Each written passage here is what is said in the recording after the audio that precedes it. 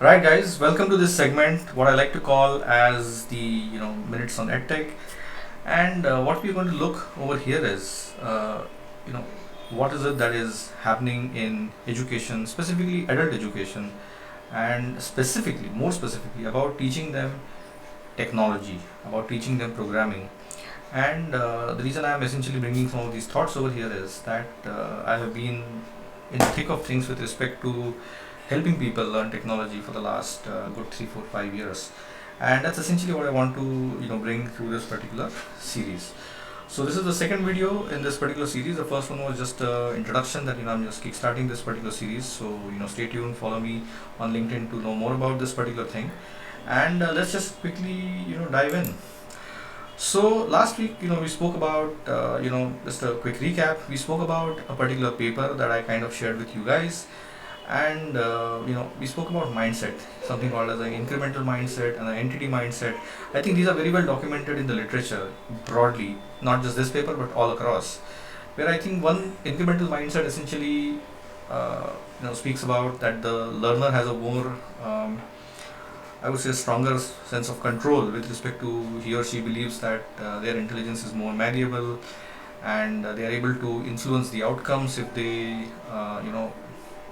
do something about it. So there is not like a sense of fatalism, but there is a sense of hope, there's a sense of people being able to influence things. So there is like a causal relationship that is very clearly established, and that's the thing.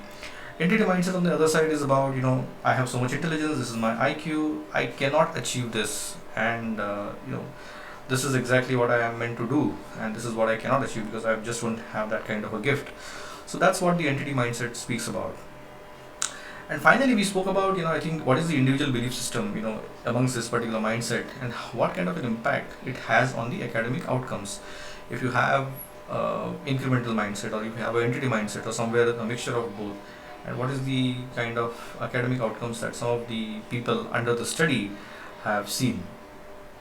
And the study that we typically saw over here, with the sample size of close to 47, the study was designed in such a way that a mindset intervention was planned. I think the word intervention is very critical over here.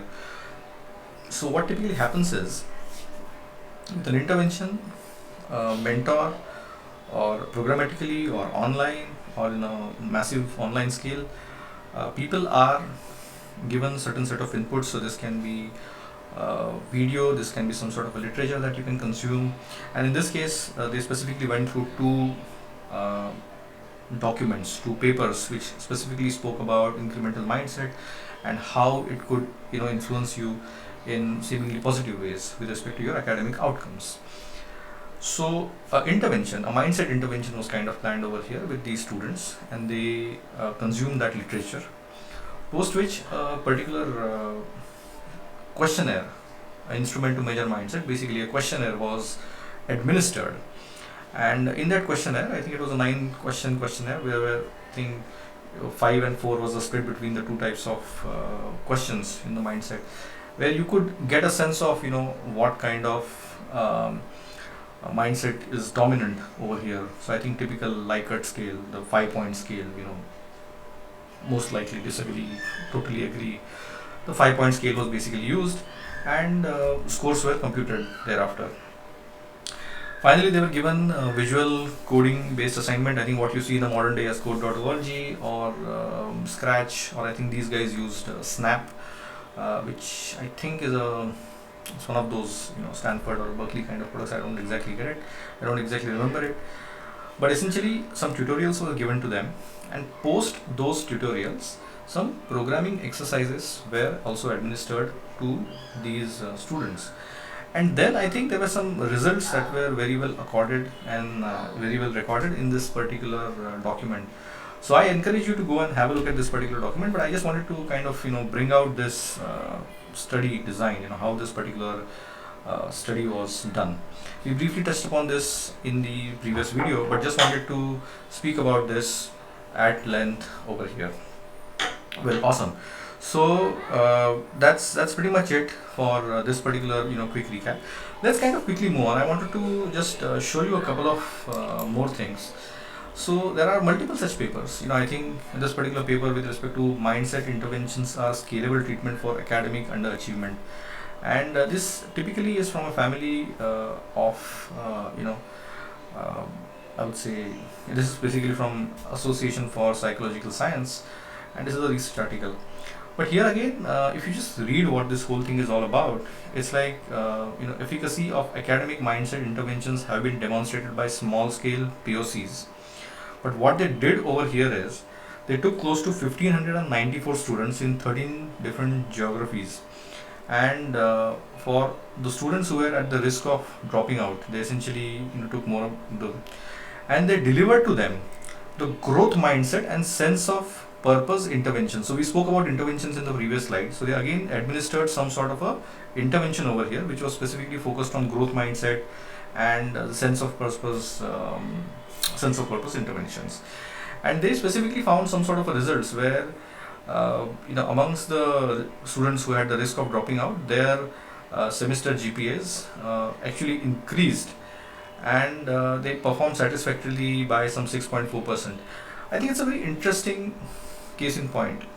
So I think this document is available on the web. You should search for it, and you will find this particular document ungated on stanford.edu if I'm not mistaken. But you should just go and typically search it out if you're able to find it.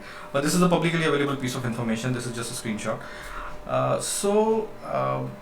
What we are essentially talking about over here is again the same core point, where how do you are you able to measure if you have a particular mindset, if you have a particular mindset, are you able to drive certain kinds of academic outcomes? Are we arriving at some sort of a mathematical equation over here? Are we arriving at some sort of construct over here?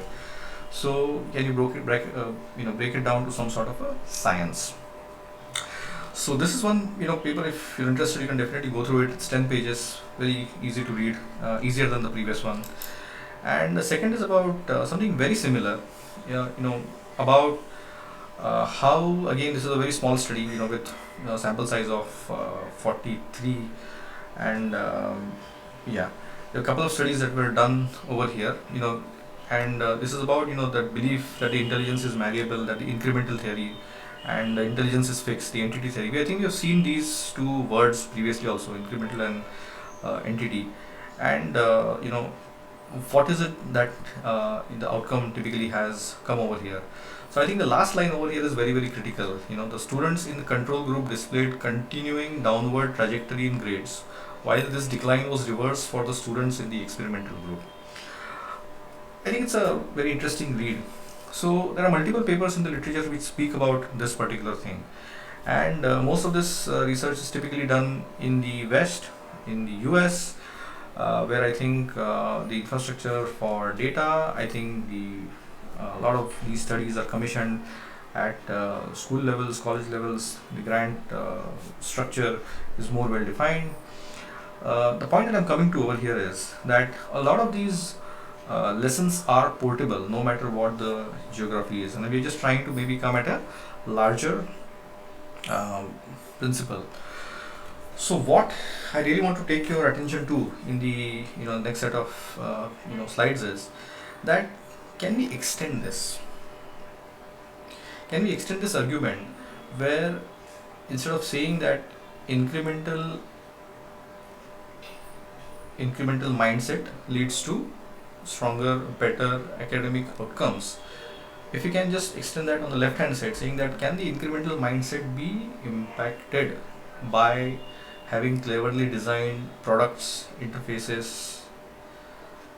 I think the intervention over here was an ebook, an online course, a video, a paper. Can that be repeatedly, consistently done via a product?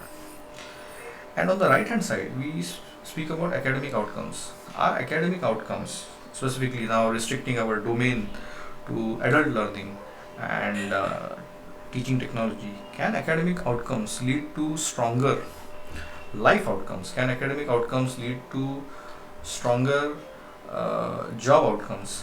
Can we have something of that sort? So that's where I come to the extending the chain piece, where I'm essentially saying that if we have the right kind of a product in place, where we are behaviorally modeling the person not just once, but consistently over a period of time, we may be onto something very interesting with respect to, apart from just imparting the knowledge, having the course, curriculum, material, information in place, we may also uh, be behaviorally modeling that person, biasing that person in the right ways, so that the academic outcomes can be improved. So I'm essentially abstracting out. I am bringing the responsibility on the left hand side variable, which is the individual belief. The causal chain I'm essentially extending. I'm saying that can the individual behavior further be influenced by impact of product and academic outcomes. Essentially, the academic outcomes, can they lead to stronger life and career outcomes? Can they lead to specifically job outcomes? Specific, if you can just restrict that to the whole piece. So, if you were to look at this particular causal chain, can we put together some sort of a model over here? And now extending this even further, I think we typically look at people who build products, user experience, usability analyst, product managers, UI experts, and then there is another discipline which is people who build learning material which is delivered online, offline, hybrid scenarios, blended scenarios. People who have that uh, discipline. That discipline is typically called as instructional design. They may not be subject matter experts, but they essentially know how to deliver the content and how to modulate with respect to sequencing, with respect to difficulty, with respect to when to plan assessment. Is there a discipline that is required over here, which is maybe at the cusp of these two? So if you look at on the left hand side, it's an image that is available on the web. I've just attributed it to NC State University, the Friday Institute for Educational Innovation, and it speaks about some broad areas of responsibility for instructional design, and it gives us like a fair idea of what these guys do. So when you speak to some of these people, the vocabulary is okay: planning out content, sequencing, difficulty, outcomes, assessments, competency, skill competency matrix, retention, reinforcement. So these are very different terminologies that these people use. On the right hand side, what you see is a very, I'm sure you must have come across this visual.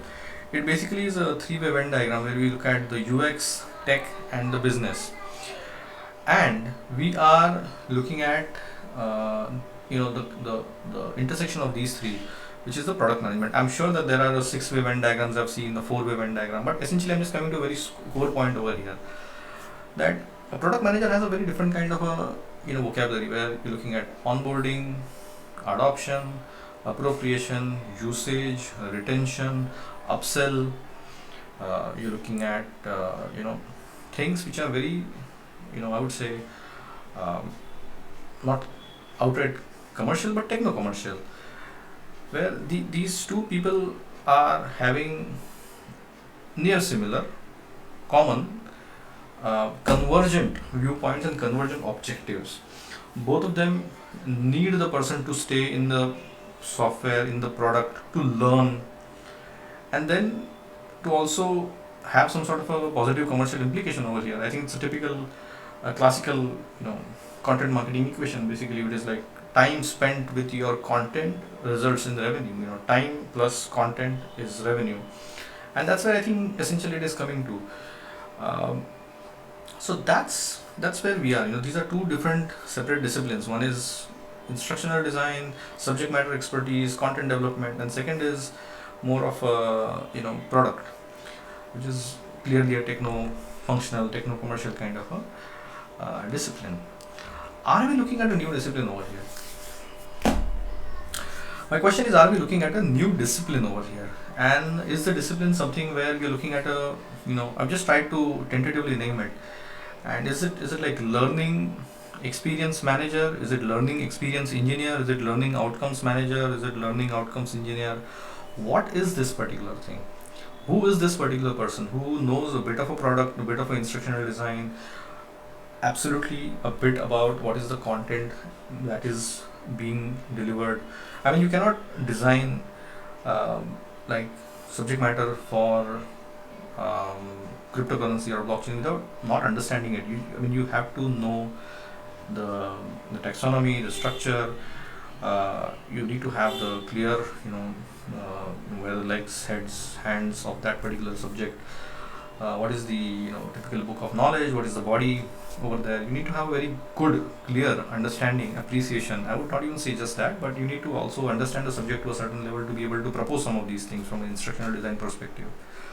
So what we are looking at over here is a very hybrid individual. And I don't know what is this individual called in the market. If you know that there are some ready-made profiles or people who do this for their living, very happy to know. I think just ping and comment in what these things are, what these people are all about. So probably it's a very interesting discipline, and this is something what the EdTech needs very, very badly. I think if your problem statement is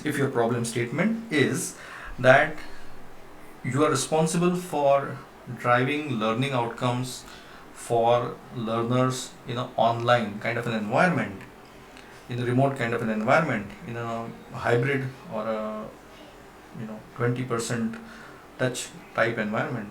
I think this is something that you're facing day in, day out, and this is something that the vast majority of EdTech, not just in India but globally, are facing, and this is exactly what they are trying to solve for. So guys, that's pretty much it. I just wanted to quickly put together this construct, but the core takeaway from today's video is that I have a hypothesis that the product that you define, the product that you design, the product that you develop and deliver has a very strong tangible impact, and how people get outcomes, not just learning and academic outcomes, but also job and career related outcomes. And I think it's a very clear causal chain, and I have seen this in play, in action, in my current role at Grey Atom, and I just wanted to share more and more on that, and I'll be getting deeper into this particular thing, where how designing, defining products, and I think in the subsequent sessions we will get deeper into about specific interfaces, about when you have to deliver video, what are some of the best practices. We'll be looking at something like if we are designing content, how is the difficulty level modulated, difficulty versus time complexity. Is difficulty a static or a dynamic kind of an entity? Does it depend on mentor intervention, so on and so forth. So there are lots of things. I'm essentially trying to structure out the whole body of experience that I have, and want to just share with the larger audience and the whole of the EdTech community globally. Awesome. Thank you so much for joining in today. What we are going to look in the next session is essentially we're going to look at the difficulty level. And what I mean by the difficulty level is that I think when we typically when I look at some of these LMSs, you build out an assignment or you build out a quiz, and you typically need to tag that this is a low, mid, high difficulty kind of a thing. And depending on what the software is all about, if it is adaptive, if it is something, I think this is it kind of picks up. So the randomization logics are based on this and truckloads of things. What I really want to bring over here is that if you take a particular assignment, quiz, question, project, is the difficulty level a static attribute or is it a dynamic attribute? And does it kind of vary with respect to the level of intervention that you bring from a mentor perspective? If you have absolutely touchless kind of a system where it is do it yourself kind of a product, where you log in, you consume the information, you practice and you get it, or you just consume the videos and you kind of get it. So how is the difficulty level moderated, defined, and is there some clearly different / new definition required with respect to difficulty level? Is it static? Is it dynamic? Is it variant? Is it we just want to get deeper into the difficulty piece of it. Awesome. Thank you so much for choosing to spend time and watching this video till the very end. All of this is also available in a blog format in case you choose to, if you like to read this. So let us know. Let me know how you find this particular thing. If you want to stay tuned into more of this kind of stuff, LinkedIn is the best place to follow, and happy to share. I would love to hear your inputs. Please comment here in below, And all the best. Thank you so much, and I'll see you soon, maybe sometime next week with another video, and what's happening in edtech and what to expect, and how the world of edtech is kind of evolving. Thank you so much. Bye bye.